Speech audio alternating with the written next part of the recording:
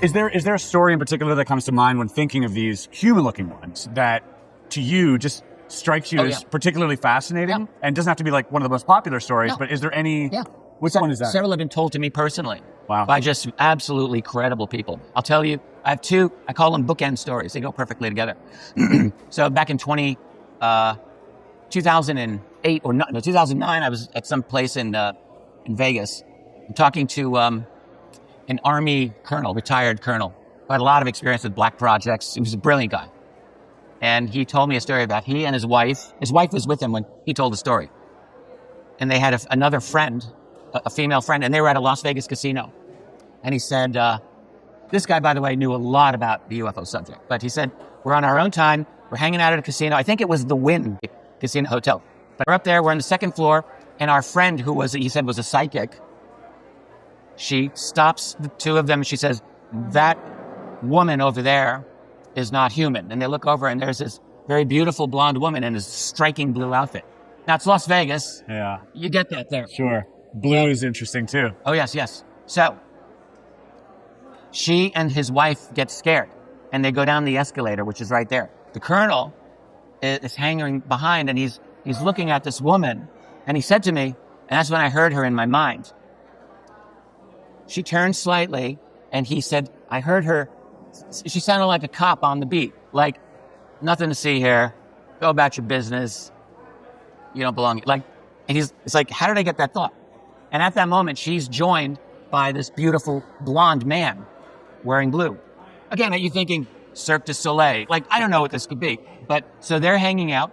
They're conferring. He doesn't hear anything at this point. So then they start walking toward the escalator where he is. So this guy is a colonel. He has a PhD. He's a sharp guy. And he's thinking, I am going to talk to these people. I don't know what I'm going to say, but I'm going to talk to them. I want to find out what the hell is going on here. So they walk toward him, and instead he says nothing. They get on the escalator, they go down, but then he gets behind them. And he said to me, I heard them conversing in their minds. I said, do you know that they weren't talking? He says, look, I'm pretty damn sure they weren't talking. I'm hearing them. What were they saying? Well, they were saying something like, yeah, he can hear us. No, he's not important. He's not part of the program, or he's not part of anything we need to worry about. At this point, his wife interjected in the story. She was hilarious. She's like, oh, yes, I remember this. My friend and I were peeking around the slot machines of this, like hiding behind the slot machine. So that was kind of nice little confirmation there. But anyways, the couple gets down to the bottom of the escalator, and they walk out, and they're gone.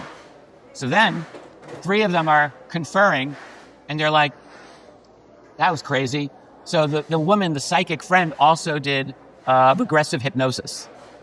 And she says, I could regress you, Colonel, so that maybe you can relax and maybe you can remember if there's anything more that you can remember about what you think you heard. I guess that was the plan. So he's like, all right, cool. So he goes a day or two later. He's at her place in this cul-de-sac, quiet neighborhood.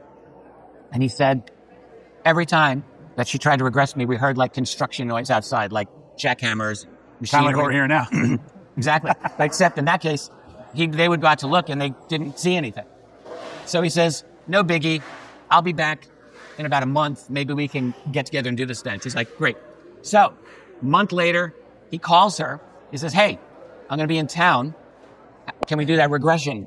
She says, what regression?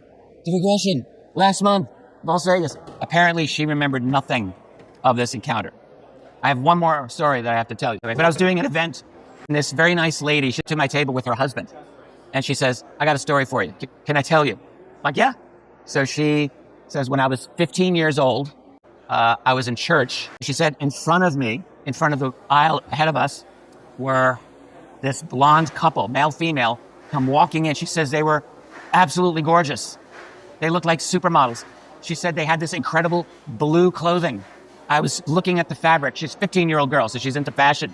She said, I have never seen such incredible, beautiful clothing. And she's marveling and thinking, why is no one else in this church looking at these two people? She said they stuck out like a sore thumb. It's like, Marilyn Monroe and, Cary Grant. How could you not stare at them? Yeah. So, but no one was noticing them apparently. And then she said to me, and that's when I heard them in my mind. And what she heard was one of them thinking to the other, something like, well, we appear to be fitting in pretty well here. And she's like, and then one of them, maybe the same one, I don't know, said, except for the girl behind us who can hear us. And that's when she's like practically freaking out. After that, she heard nothing. It's like they shut it down. The other thing she said about them is that they're in mass and they didn't really know how to, there's a Catholic mass. You know, sit, kneel, sign of the cross, all that. They're like looking around. They don't know what to do. So they clearly did not fit in. Just trying to fit in. Right. So mass ends. The couple is up and out. And they book it out of the church. And she decides, I'm going after them. This 15-year-old kid. And meanwhile, mom was utterly oblivious. And she's like, where are you going, young lady? Get back here. And she's just gone. She's working her way through the crowd, following this couple. She sees them go out the front of the church. They cut across the parking lot. And she's like hustling. And they go over like this crest of a hill. And she's following. They go down this hill. There's a field. And there's a wooded area. She's going across the field. She's going down the hill. And then she stops dead in her tracks. She said, then I saw a third person at the entrance of the wooded area.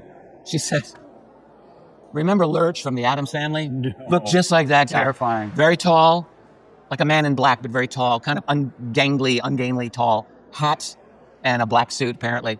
And this beautiful blonde supermodel couple from Venus or Pleiades or wherever they're from walk past him into the woods. Into the woods. He turns around and follows them. And that was her story. That is unbelievable. And I've heard, it's so crazy because my neurons are firing because I've had a lot of people come to me with their fair share of stories as well. And so many things that you just talked about, these people who had no reason to contact me and don't want to go public have told me similar stories. Yeah, I bet.